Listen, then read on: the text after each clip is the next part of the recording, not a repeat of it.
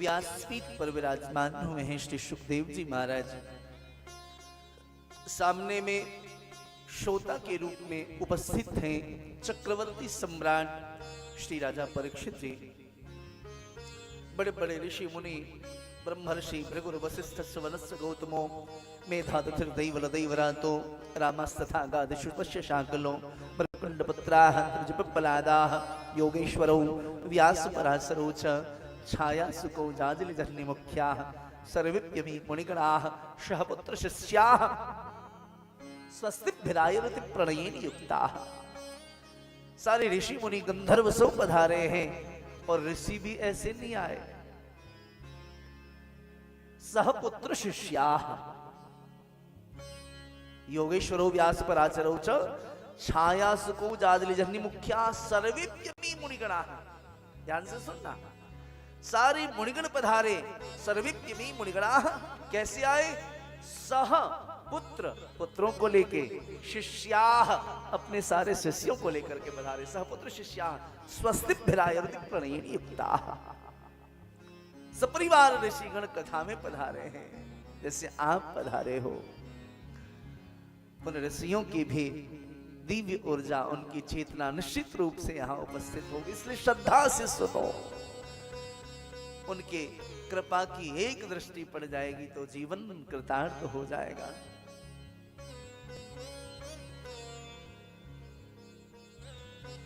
कृपादान सबने सुखदेव जी महाराज को प्रणाम निवेदित किया है।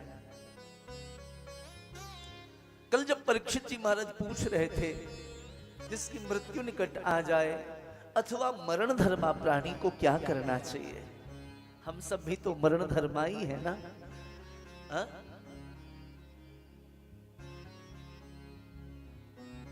उस जीव को क्या करना चाहिए? संसार में प्रत्येक संसार के कार्यों को हम की तैयारी हम करते हैं। पढ़ाई की तैयारी करते हैं, हा? व्यवसाय की तैयारी करते हैं, भोजन की तैयारी करते हैं, स्वस्थ रहे ऐसे जीवन जीने की तैयारी करते हैं। पर परलोक जाने की हमारी क्या तैयारी है? जो प्रमुख तैयारी है, हा?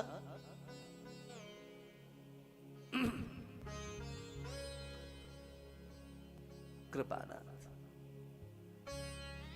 परीक्षित जी ने प्रश्न किया, जिसकी मृत्यु निकट आ जाए अथवा जो मरणधर्मा जीव है उसे क्या करना चाहिए? संतों से पूछा, संत मौन हो गए। जब मौन हुए तो परीक्षित जी ने कहा, सरकार लिख के बता दीजिए। संतों ने विचार किया, हम तो स्वयं वर्षों से तपस्या कर रहे हैं, अभी तक हमारे कल्याण का मार्ग तो प्रशस्त नहीं हो सका, इनका कैसे होगा? मौन हो गए। परीक्षित जी ने कहा, महाराज मौन हुए ना, लेखनी तो चल सकती, लिख करके बता दीजिए। संतों ने कहा कि हम लिख भी नहीं सकते, कठोर मौन व्रत में है। परीक्षित उदास, हताश, निराश, मायूस हो गए, क्या करूं? इतने में एक संत खड़े हुए, यदि सुखदेव आ जाए तो तुम्हारा कल्याण हो जाए। हुआ क्या? तत्रा भवद भगवान व्यासपुत्रो यदृक्षया गामटमानोनुपेक्षा।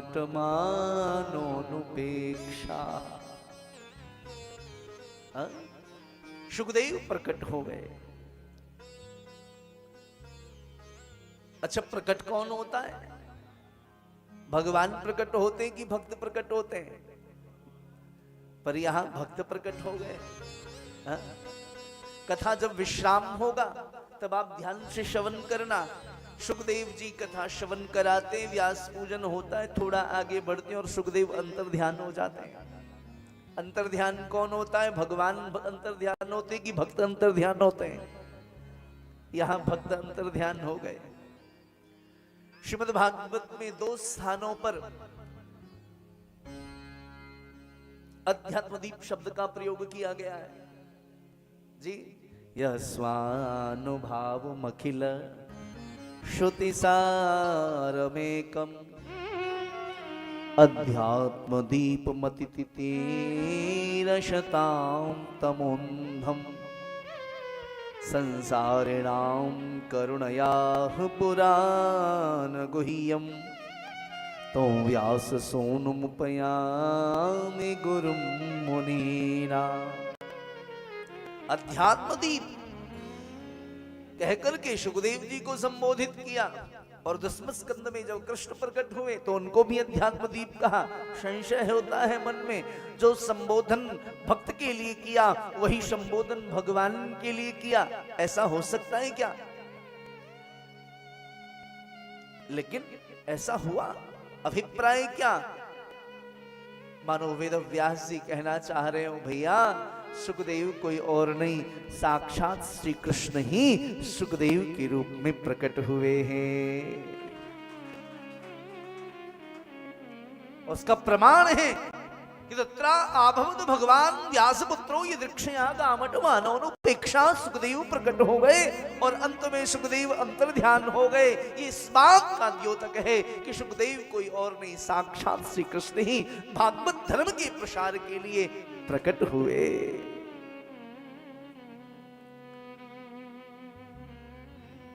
पहली बात तो हम यह समझ लें कि श्रीमद् भागवत साक्षात नारायण के मुख से प्रकटित ग्रंथ है।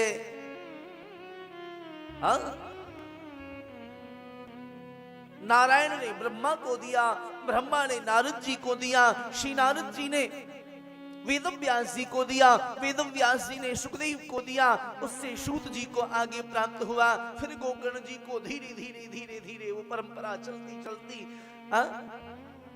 मेरे पूज्य गुरुदेव तक पहुंची, उनसे फिर मुझे प्राप्त हुई और पिछले 24 वर्षों से इस व्यासपीठ के द्वारा आपको प्राप्त हो रही है। 24 वर्ष हो गए, 1 तारीख को 24वें वर्ष में लग जाऊंगा। 2002 में कथा यात्रा प्रारंभ हुई, समस्तीपुर में पहली बार 2004 में मेरा कथा के लिए आना हुआ। हाँ